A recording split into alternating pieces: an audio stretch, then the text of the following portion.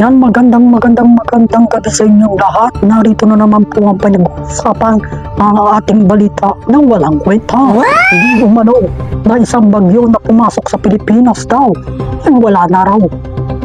Pakinabang? Ano nga pa ang pakinabang ng bagyong ito? Nang simulang pumasok sa ating bansa at wala rin daw na naman pasok. Panibago na namang ulat at panibago na namang bagyo.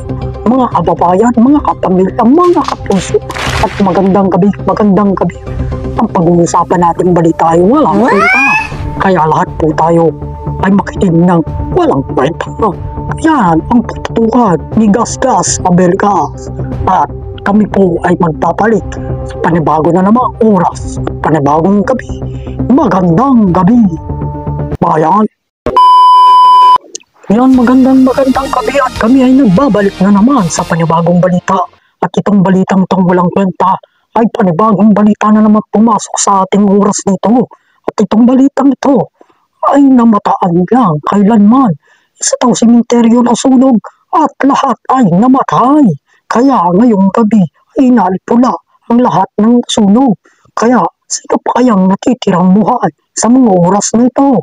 At iyan po ang tinutukan ni Gasgas Melgas at magandang gabi, bayan.